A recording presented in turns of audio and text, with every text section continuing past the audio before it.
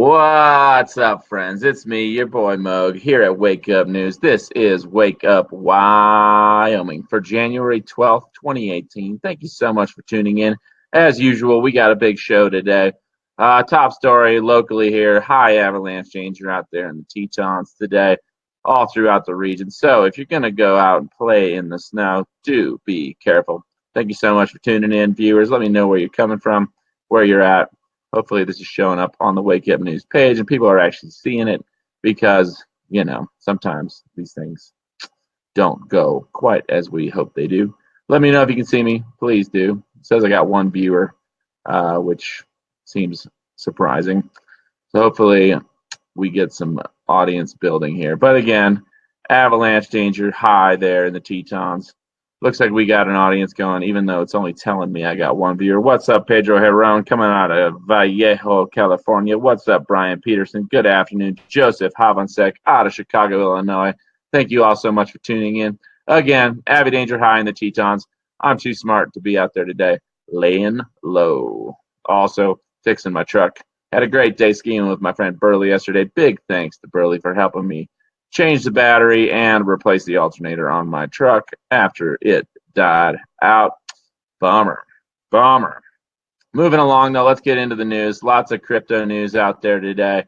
The cryptos have been taking a beating lately in the wake of all these news. It seems like a coordinated crackdown against the cryptocurrencies by the Western financial media, most notably the falsely reported news out of South Korea that they were going to ban cryptocurrency exchanges. Not true.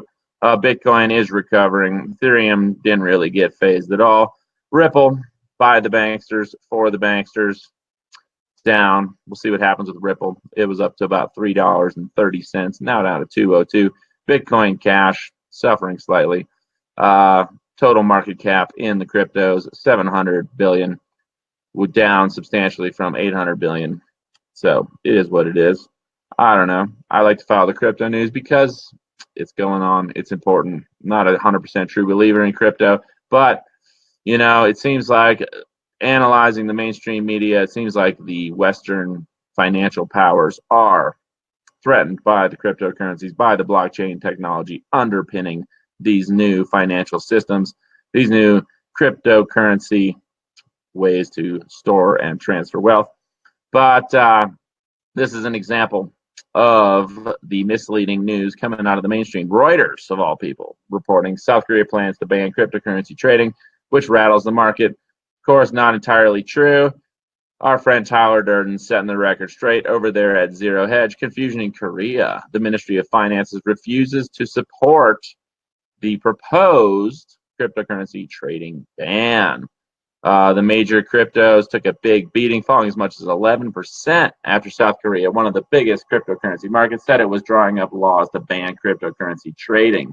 Specifically, South Korea's Ministry of Justice reaffirmed that it is continuing to draft its cryptocurrency trading closure bill, which has been in the works since December 13th. So it's a proposed bill, right?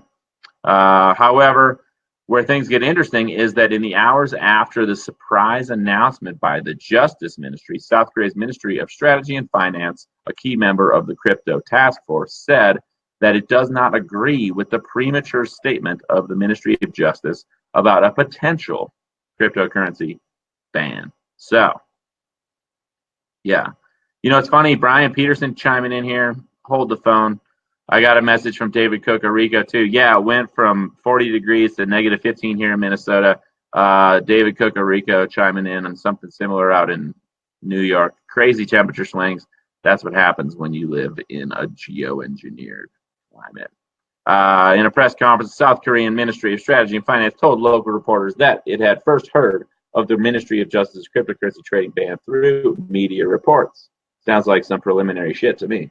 The cryptocurrency task force, participated by the Central Bank, Ministry of Finance, Ministry of Justice, and other agencies, have not agreed upon the proposal. We do not share the same views as the Ministry of Justice on the potential cryptocurrency exchange ban, the Ministry of Strategy and Finance said, according to the local Naver website. So that news out of South Korea, coordinated with releases from folks like Warren Buffett saying he'll never buy cryptocurrencies is a coordinated attack on the cryptocurrency market capitalizations. Madeline Parker chiming in. I have Bitcoin. People need to invest now. You know, they say buy low, sell high. BTFD, buy the friggin' dip. And HODL, you know, don't sell when the market's tanking out. Of course, this is not financial advice. I'm not a financial advisor. I'm not 100% sold on cryptocurrencies, but I certainly know that the existing global banking cartel needs to be brought to, brought back to earth where the rest of us inhabit, so to speak. Moving along. Speaking of the coordinated crackdown on cryptocurrencies, a Wall Street consultancy eviscerated crypto in a massive report, and it should strike fear into the heart of every Bitcoin bull.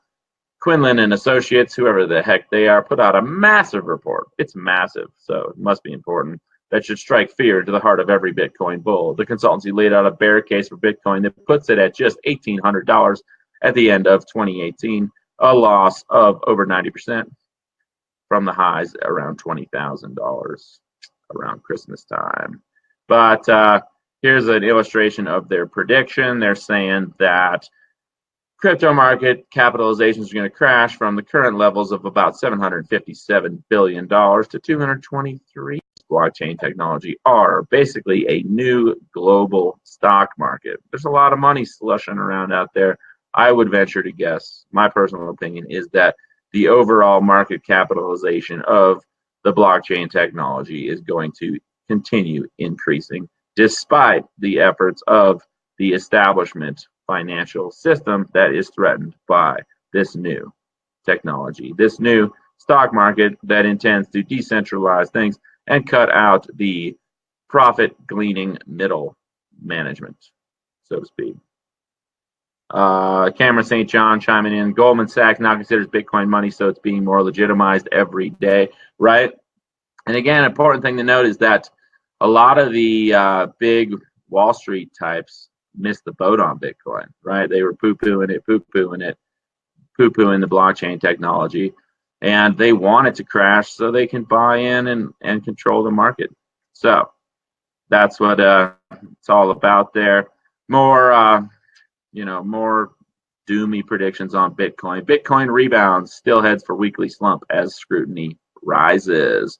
Notice they're claiming actions in South Korea. Okay, but South Korea did not act, right? There was one statement that the mainstream media totally blew out of proportion and reported falsely on, which resulted in a temporary panic in the cryptocurrency markets. Among the blows to cryptocurrencies this week was the South Korean Justice Minister's reiteration of a proposal to ban local cryptocurrency exchanges, though the comments were later downplayed by a spokesman for the president. Meanwhile, Bitcoin mining, the process used to facilitate transactions, is set to become more expensive as China's government cracks down on the industry, in part out of concerns about power use.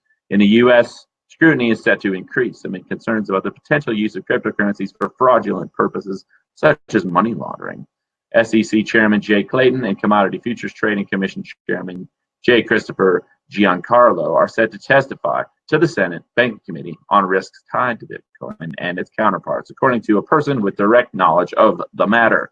The committee intends to hold a hearing in early February, the person said. So, February here in the U.S., early February. Lots of great questions here. People, great comments. Please talk amongst yourselves as I'm going through the news here. Of course, one potential concern about the cryptocurrencies is the amount of power they consume. Seems a little absurd to use so much power, but at the same time, think about all the power used for all sorts of other silly things in the world. Bitcoin could end up using more power than electric cars. Cryptocurrency miners may rival the entire country of Argentina in consumption, and Canada's largest utility is already courting new customers for the Bitcoin boom, right? If China shuts down the miners, they're going to move. One example of where they're moving to is Washington State. Cryptocurrency mining puts electrical grid of small Washington State county to the test. Our infrastructure is actually being put to the test. We're full, said Rod Cribball, the Port of Douglas County Economic Development Manager. Mining digital currencies requires a lot of electrical powers as computers process gargantuan amounts of data. Interestingly, watching this video, this gentleman here in Washington is stoked. He's stoked that these miners are moving to town. Looks like I lost the video there, but the video that was up before this one auto-loaded, as these mainstream news sites love to do. They're stoked because it's bringing jobs to their community. Moving along, what's up, Q-Star Atma? Thanks for tuning in. According to Bloomberg, Bitcoin could drop 50% and the miners in China will still make money. Of course, there's no real way to kick all the cryptocurrency miners out of China due to the decentralized nature of the entire endeavor. So, interestingly, though, in other news, the North American Bitcoin Conference is no longer accepting Bitcoin payments for tickets, coming out of Slate on January 10th. Why? Well, Bitcoin is plagued with some serious issues right now, arguably by design. More on that in the future, but suffice it to say, these are new technologies. This is a new global stock market, and the kinks need to be worked out. Moving along. Adrian Barnes with a poignant comment there. One word, wanker.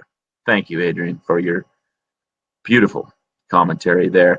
In other news surrounding the crypto world, Venezuela's parliament outlaws Maduro's cryptocurrency. The Venezuelan parliament, run by the opposition, voted on Tuesday to declare Nicolas Maduro's plan to issue an oil-backed cryptocurrency, the Petro, illegal, claiming that it violates the Constitution and attempts to mortgage part of the country's oil reserves. Since losing majority of the National Assembly in 2016, Maduro has been ignoring the legislature. And the pro-government Supreme Court has overturned almost every measure that the opposition-dominated parliament has passed since then. No big surprise there in Venezuela.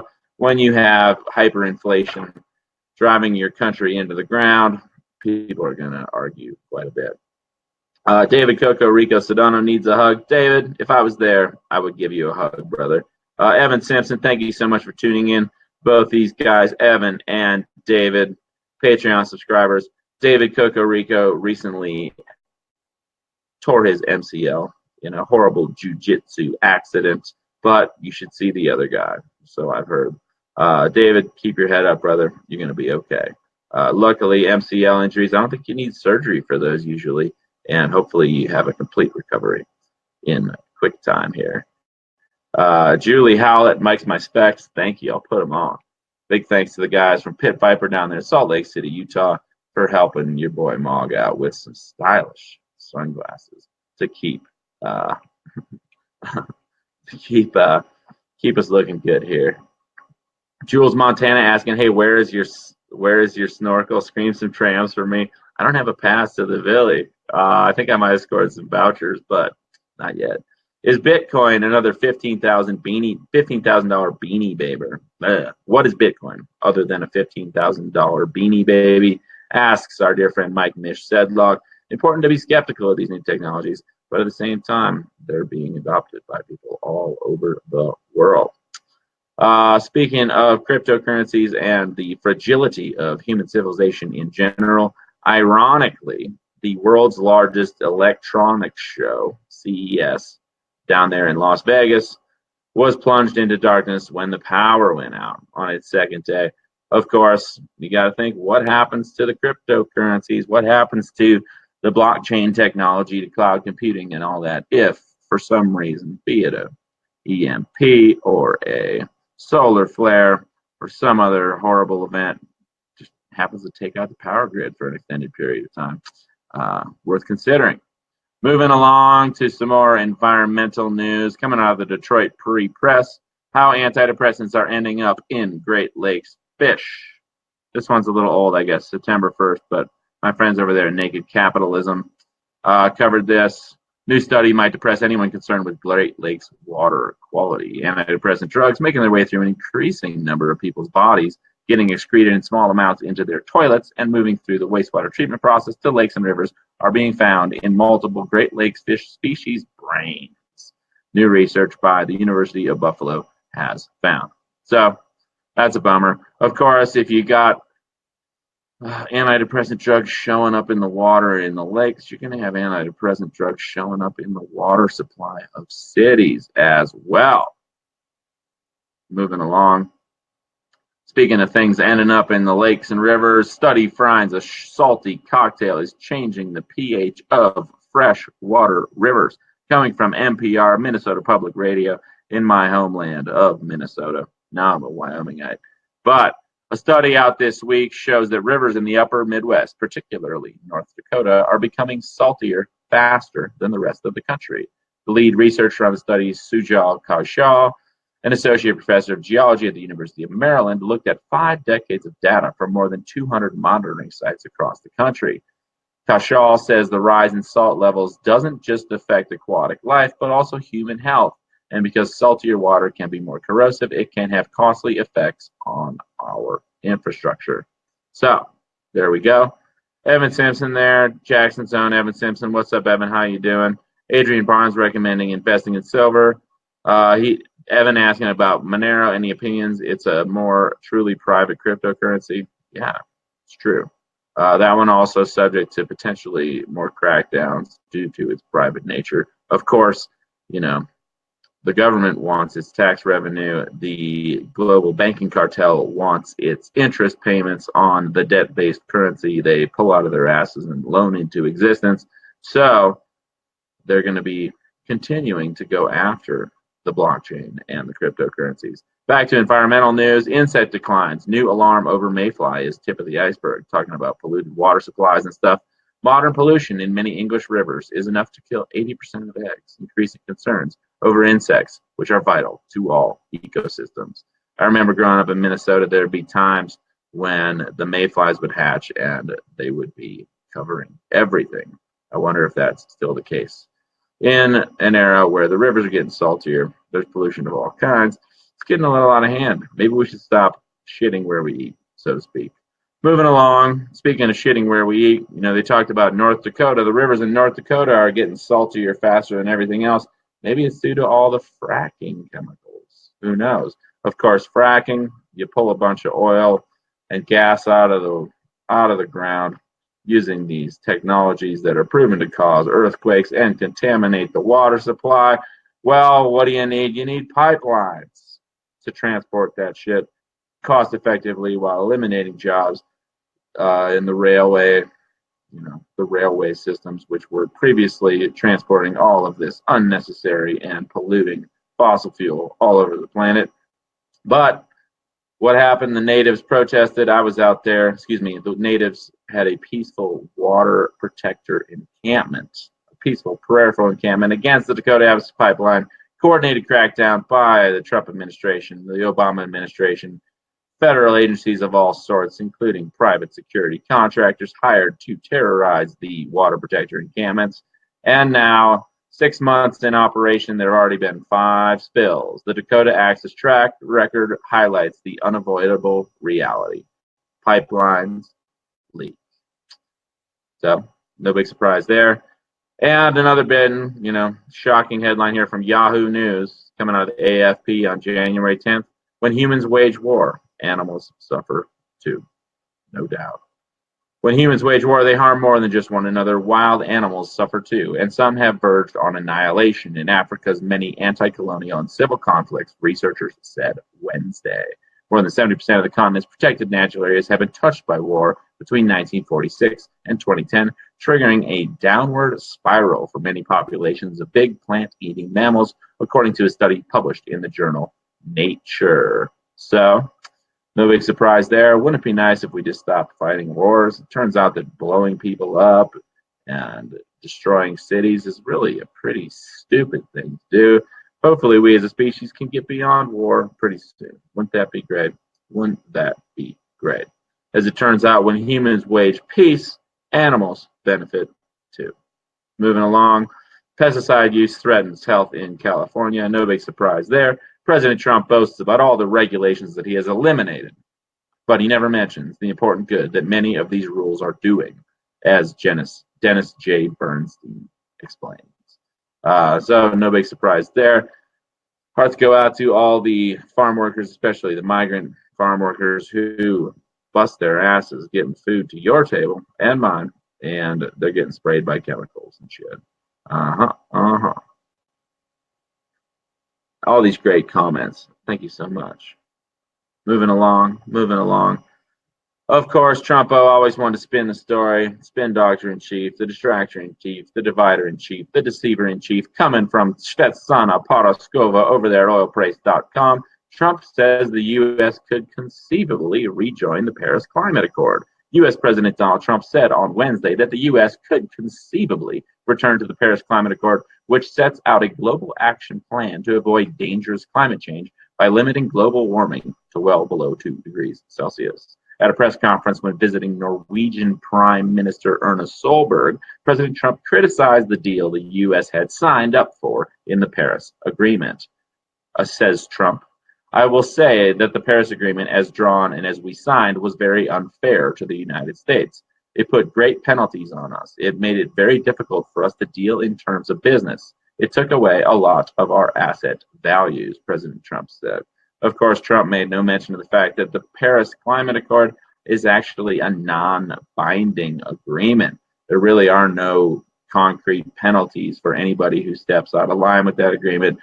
Also, the Paris Climate Accord doesn't take into account all of the intentional weather modification programs going on all over the world, including the covert weather war, aka geoengineering, which has been proposed as a solution to climate change.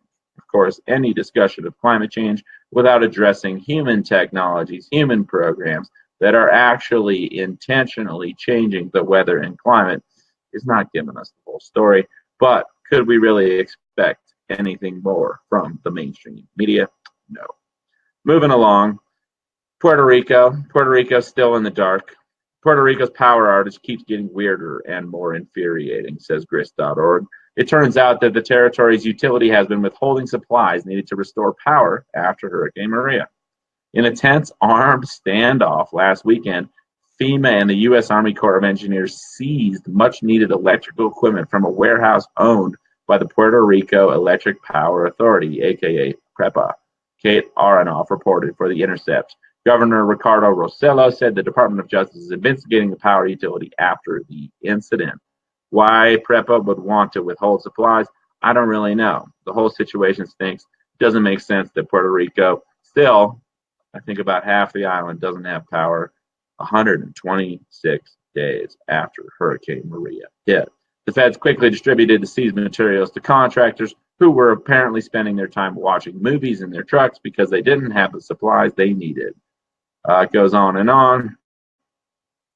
Needless to say, people are really pissed off. Hundreds of thousands of families have been in the dark for more than 125 days. People keep dying, and businesses continue to close due to the lack of energy, while the necessary spare parts were in the possession of PREPA. Eduardo Batia, minority leader of the Senate of Puerto Rico, told The Intercept. This week's drama is just the latest in a string of mismanagement that has plagued the recovery process, including the canceled contract with Whitefish Energy. Of course, the Whitefish Energy contract was sketchy as hell from the get-go. These guys, Whitefish Energy and Whitefish, Montana, rather far from Puerto Rico, and Whitefish Energy at the time that Hurricane Maria struck only had 2 full-time employees.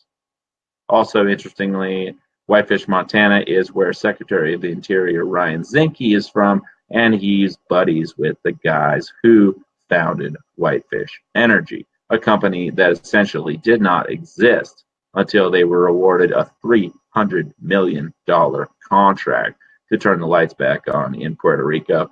The whole situation stinks. My opinion on it, they're intentionally crashing the economy of Puerto Rico, intentionally causing a mass exodus of Puerto Ricans who are, in fact, American citizens from the territorial island controlled by the United States. So what happens? Well, 1 million Puerto Ricans move over here. They got to find jobs. That increases the labor pool and decreases wages. You know, you get poor migrant workers that just so happen to also be U.S. citizens. And in Puerto Rico, the economy crashes, property values tank, and the billionaire banksters can go in there and buy up what is essentially a paradise, a beautiful paradise island for pennies on the dollar. Travis Rhodes says, I'm from Montana. I want to know more. Yeah, if you want to know about the Whitefish Energy thing, just Google Whitefish Energy. You come up with all sorts of articles, news articles from a few months ago where this contract was strangely awarded to Whitefish Energy to turn the lights back on in Puerto Rico when they could have just given that money right to PREPA, or maybe like a large electrical contractor located in Florida or the Southeast or something, rather than bringing people from Montana to Puerto Rico. Moving along. Speaking of Puerto Rico, of course, Vice, the smuttiest alternative, pseudo-alternative news outlet on the web. A deadly hurricane can't stop Puerto Ricans from partying. Some cutting-edge reportage from the sketchy folks over there at Vice, multi-billion-dollar media empire based around booze and drugs and nonsensical news. And what do? They go to Puerto Rico and they party. All these great, gritty images of Puerto Ricans partying despite Hurricane Maria. So, great job, Vice. You guys are really on point as usual. Speaking of Vice, this published yesterday, Christ, Trump is an asshole, by Eve Pazer over there at Vice. How many more ways can he show everyone what he is? Again, Vice, I don't really read Vice, but I don't know how they get away with headlines like this. It's kind of absurd. So, not a big fan of Vice. Not a big fan of Trumpo either. It's funny, a lot of people have been criticizing my show lately that I don't cover the news they want. They want me to talk about how Trump and QAnon are working together to drain the swamp, so to speak. But I have to say, if Trump was really trying to change things, if he wasn't a billionaire oligarch who was born a billionaire, will die a billionaire, his buddies with the banksters, as the kind of guy that's got gilded golden toilets in his many mansions all over the world, I'm not really going to buy that psyop. The whole QAnon thing, the notion that there are like these secret arrests going on and they're taking all the global elites to Guantanamo Bay, I'll believe it when I see it.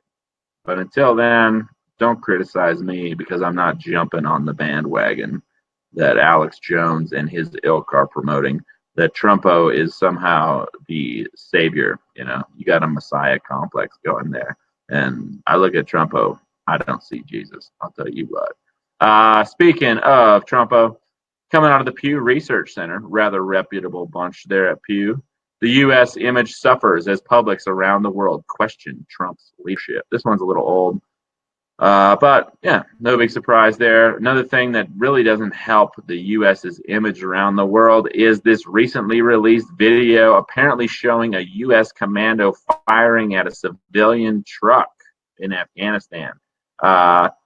Interestingly, this video, Happy Few Ordnance Symphony, was a montage of combat footage from 2017 and featured a clip of a soldier firing at the cab window of a civilian truck.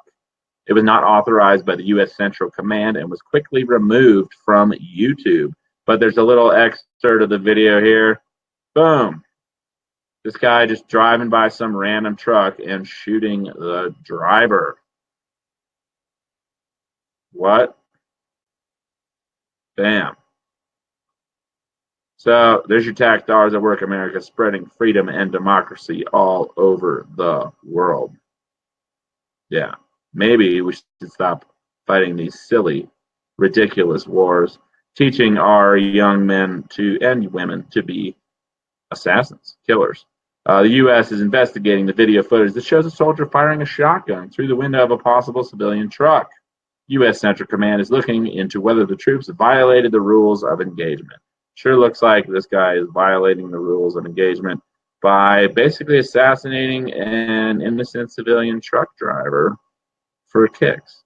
So there's your military, there's your tax dollars at work, America. But we got good news from our dear friend Charles E. Smith over there at up2minds.com, published Wednesday, January 10th. Social change will upend the status quo. The nation, that's this nation, the United States of America, is fragmenting because the status quo is failing the majority of the citizenry.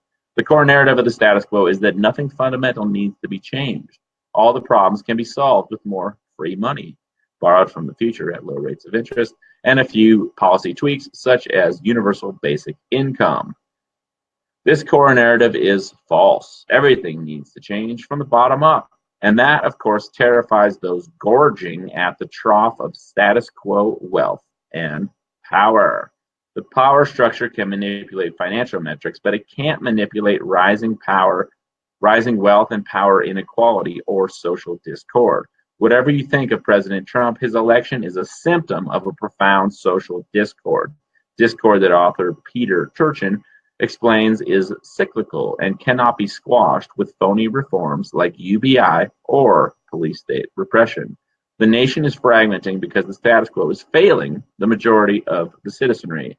The protected few are reaping all the benefits of the status quo at the expense of the unprotected many. Great read there, as usual, from Charles Hugh Smith.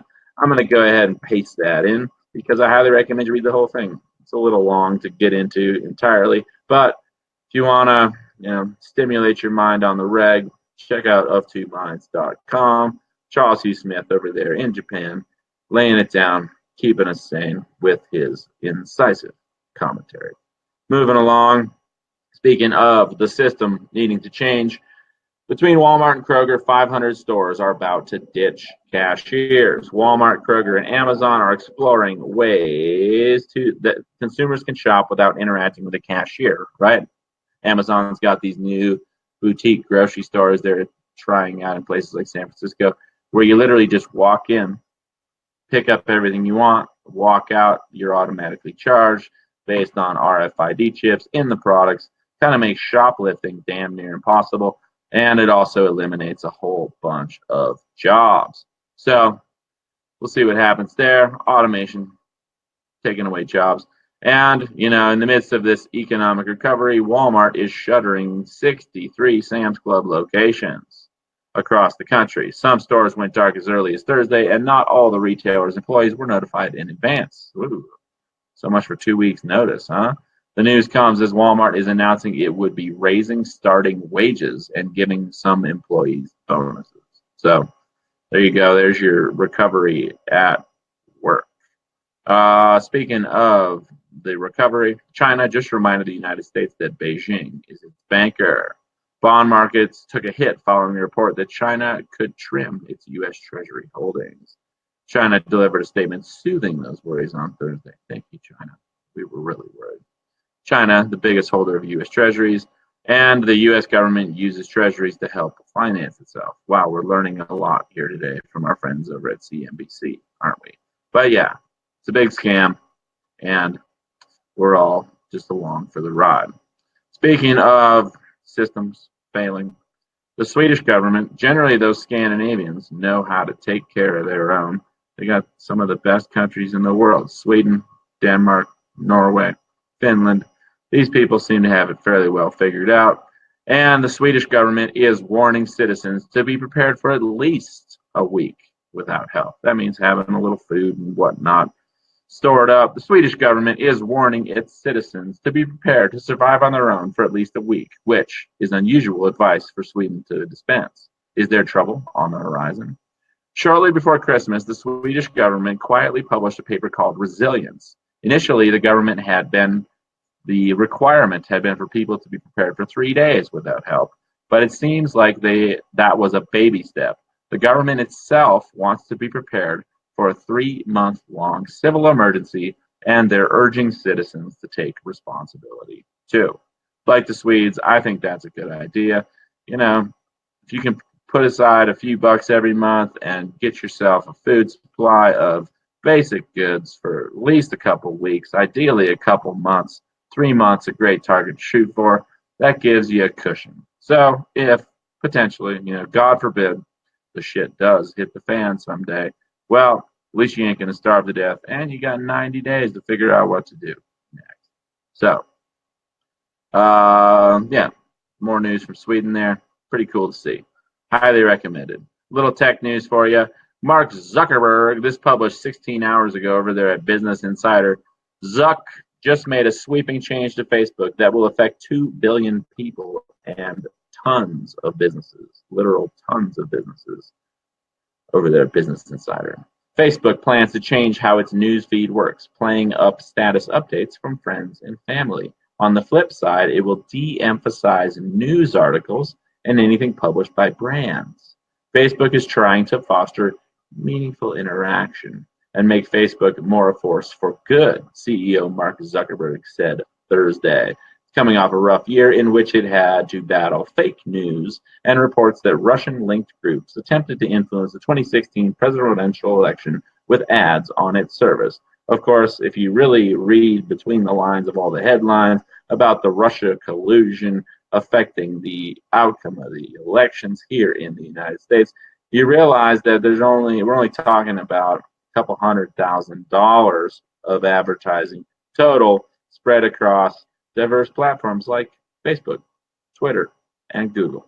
So Russia didn't affect the U.S. election. If anybody doesn't remember, I first started waking up to the corruption of the political system back when there was the first Bush-Kerry thing, the whole Florida recount bullshit back in, 2000, 2001, whenever it was. And that was kind of a heads up, like, wow, the electoral system in the United States is not really that trustworthy or reliable to begin with. But Facebook changing their algorithms once again, will that result in shadow bans of places like Wake Up News? I don't know.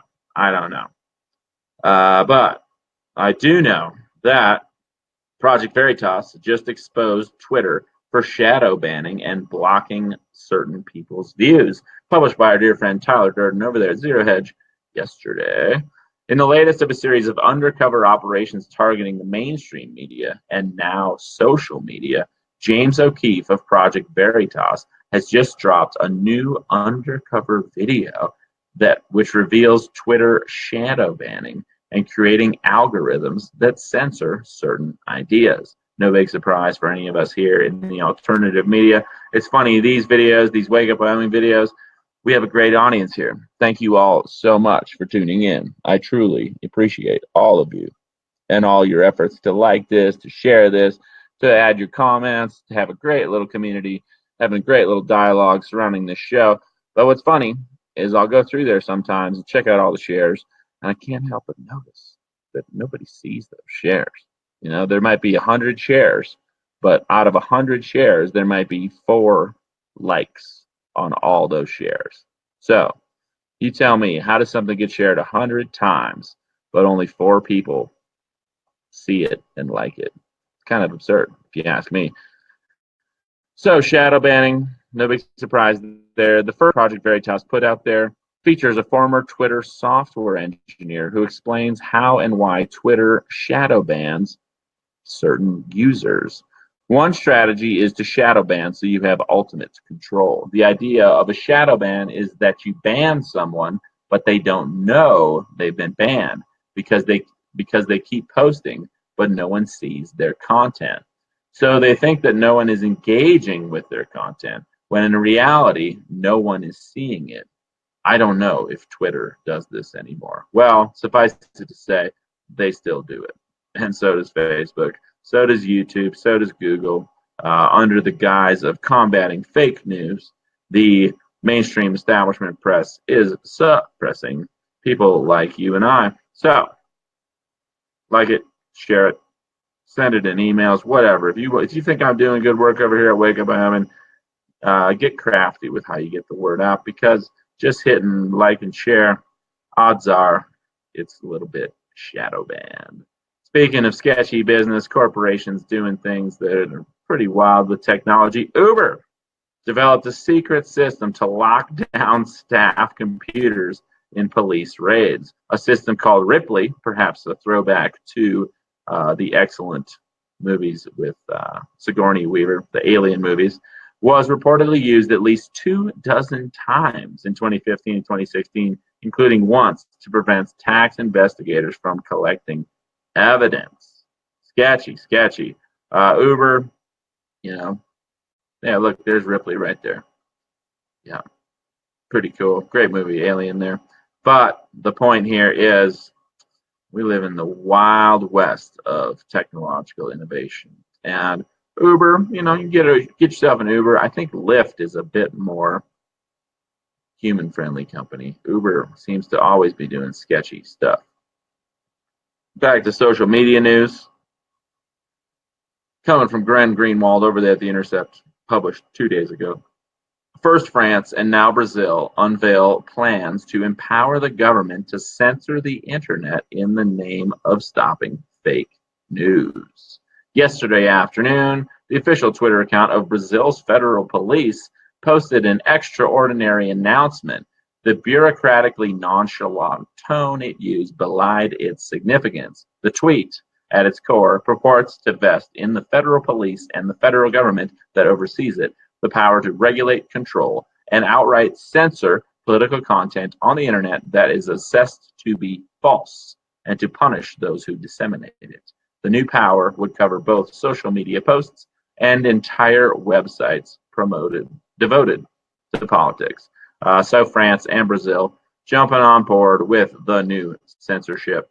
If you want to support my work, I don't think you're ever going to see me on anything except for Iranian TV, here at Wake Up News, maybe RT if I get big enough. I think I'm interviewing Lee Camp in a couple days, but not sure yet. But if you want to help get the word out, you want to help support my work, I do this full time. I'll spend 3 to 5 hours prepping for a show, another hour doing the show, and then another hour sharing it around and whatnot afterwards. So every time I do one of these shows, I'll put in 5 to 7 hours of work on the reg, and I sure would appreciate your support in that regard. On the same vein, a lot of people have been super critical of the show lately, telling me I'm not covering the right stuff, that the news I'm covering isn't interesting, I'm not getting to the heart of the matter. So, if you think you got some scoop for me, please send it my way, by all means. But if I don't write you back right away, odds are it's because I'm busy living my life. And if you're going to get mad at me because I don't write back right away, well, sorry about that. You might want to try emailing me stuff versus sending it on Facebook too, because there's a funny little phenomenon where people will send me links. People send me messages on Facebook, but I will not be notified when the message comes in. And then a couple weeks later, somebody's pissed off at me, and I feel bad about it, but I didn't even know you sent me anything. So if you want to get in touch with me, add me as a friend. Send me personal messages. Don't post it to Wake Up because we've got 15, 20 admins here. I don't know if you saw our new logos and all that stuff, but it's a loosely structured organization here, to say the least. Yeah, I wasn't a big fan of the new logo, so I switched it back to the other one. And if people don't like it, they can switch it back too. It's a free for all. Randy Cornelius saying interview Lee. Oh man, right? I think we could have some fun. So hopefully we got Lee Camp on the show in a couple days. We're gonna have Barrett Brown on the show. Zach Coons, the incomparable, indomitable, untiring Zachary Coons, has been lining up a great interview schedule.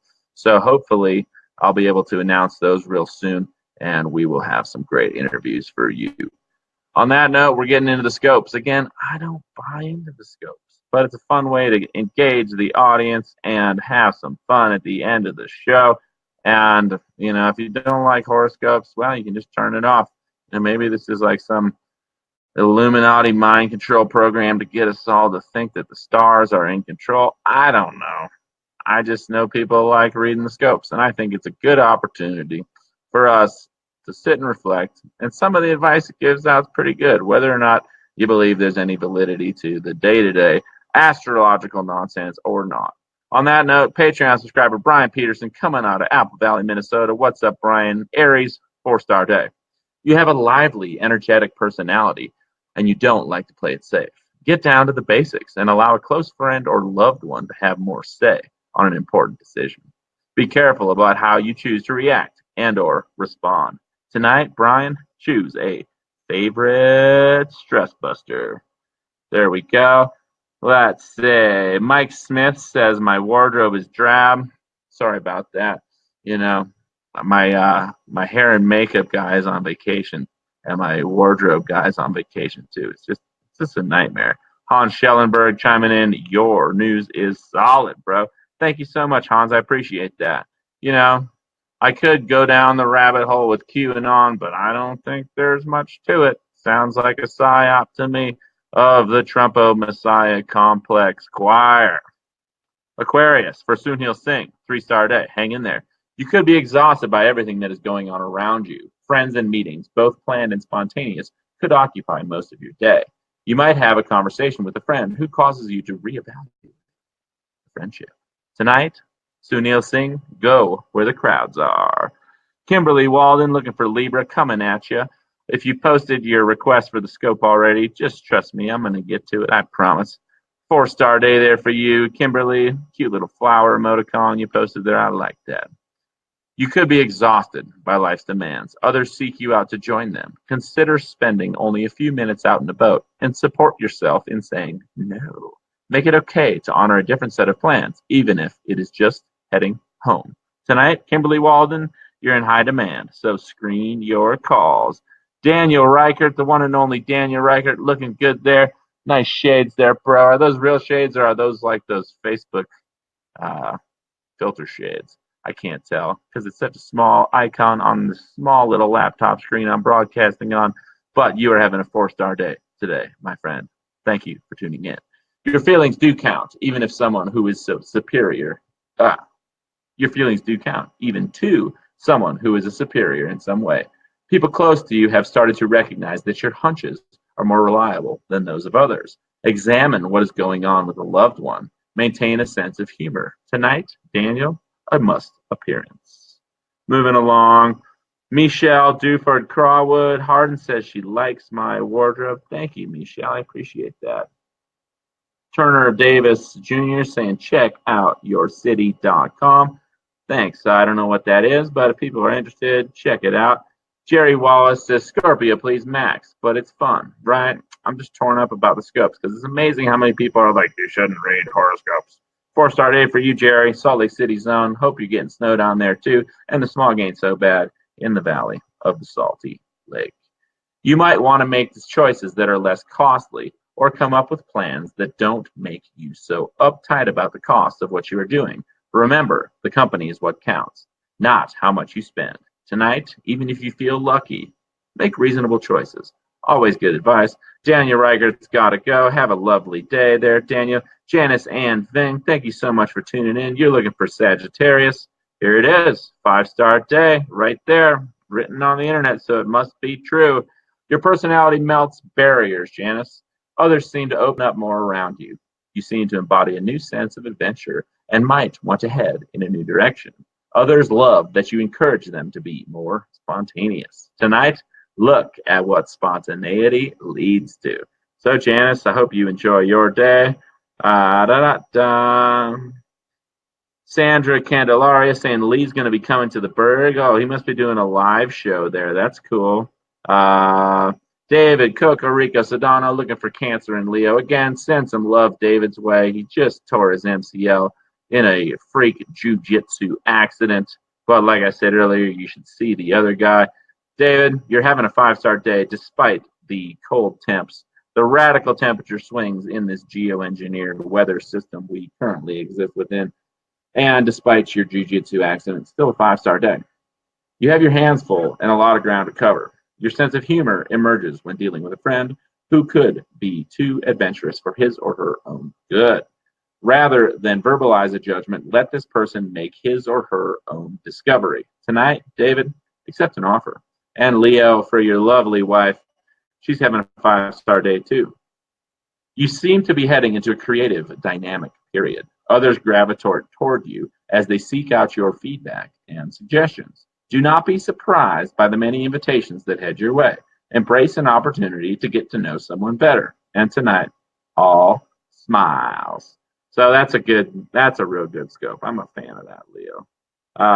Helen likes my glasses. Thank you so much. Hans Schellenberg is laughing. Hans, thanks for the feedback. Matthew Kehoe, what's up, Matthew?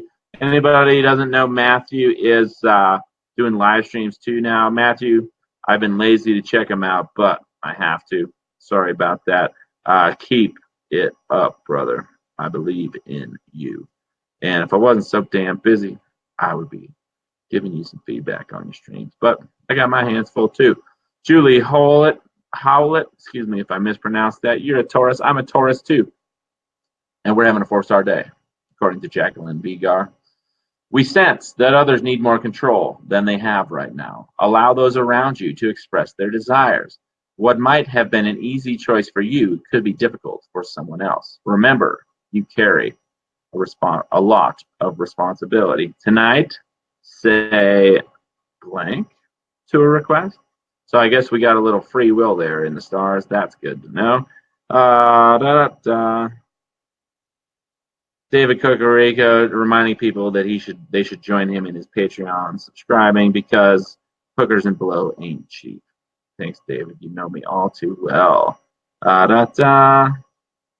Sandra Candelaria chiming in. Q reminds me of a drama reality show, right? Not surprisingly, Trump is a drama reality TV star. Yeah.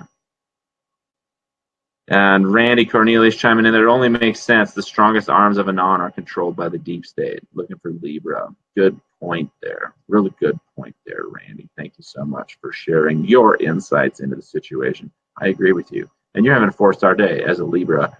I think I already read that one, so hopefully you caught it. And I'll leave it up there. Let's see.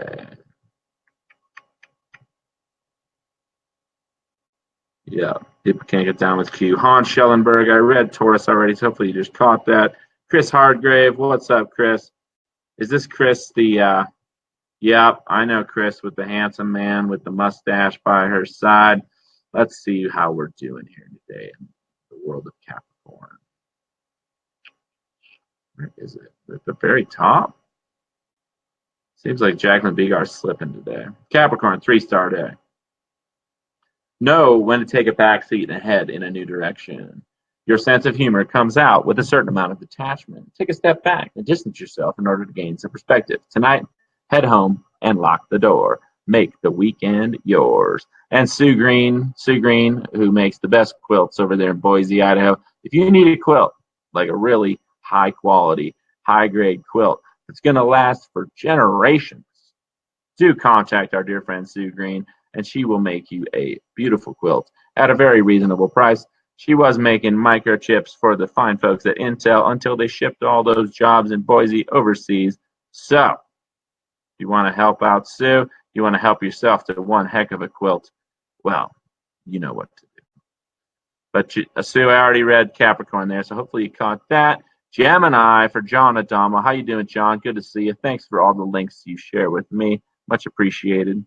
You're having a 5-star day, Gemini.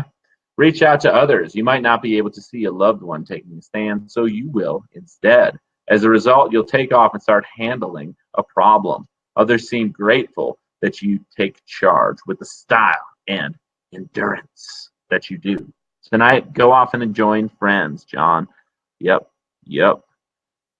James Silverthorn looking through Aries. How you doing today, James? Good to see you in the house. I think I read Aries already. Let me double check. You know, it's funny. I have a pretty good memory, but I can't remember which scopes I've read. There it is, right there. If you want to read it. I haven't read that one yet. You're on 4-star day, James. You have a lively, energetic personality, and you don't like to play it safe. Get down to the basics and allow a close friend or loved one to have more say on an important decision. Be careful about how you choose to react and or respond. Tonight, choose a favorite stress buster. Patricia Chalmers looking for Virgo. I think I read that one already. Nope. 4-star day.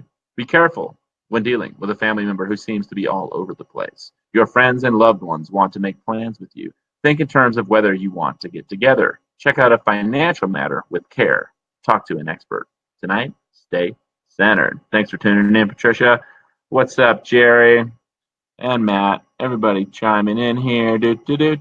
Millie Gonzalez looking for Capricorn. I think I already read that one. Yep. So there it is on the screen there, Millie. Thank you so much for tuning in. Again, you only have to put it in there once. The comments have a little lag in them. So if everybody wrote the scope they want 5 times, it would be just a nightmare. But there's Capricorn for you, Millie. Thanks for tuning in. Kieran Hutchins looking for Aries. I already read that one for sure. Hans Schellenberg says, post your address. You want my my mailing address, Hans? Is that what you want? Hold on. Let me give you that. Anybody wants to send me a letter? I'll read it on the air. You want to send me a quilt like Sue Green did? Yeah. And it's real easy, too. There's my address right there. Beautiful Alpine, Wyoming. Oh, come on. Won't let me show my address. That's kind of weird. I don't know what's going on.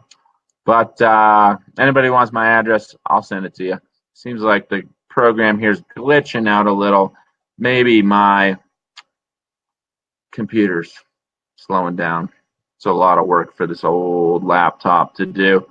But thank you so much for tuning in. Your boy Mug.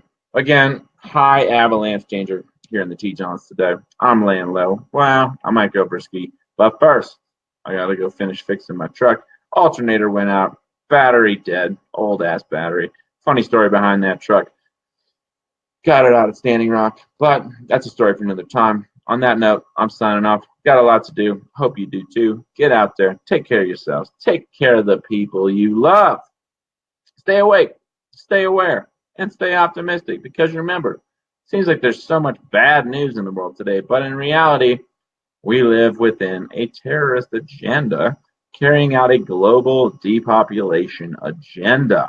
Okay, of course, there's going to be a bunch of bad news when the powers that be are killing off billions of people slowly with toxic food, toxic water, toxic chemicals sprayed in the sky, toxic electromagnetic frequencies, and toxic living conditions. Real stressful living when you're broke all the time, just struggling to get by. So, don't let the bastards get you down. If you want to fight the power, be happy. Because if I know one thing, being happy makes you healthy, and being happy also pisses off the terrorists wielding weaponized information, trying to make all of us miserable through their mainstream media. On that note, I'm signing off. You all have a lovely day, a lovely weekend. You know, do what you can. We're going to be fine. I promise you. And if not, well, what you going to do about it? Y'all take care. One love. Peace.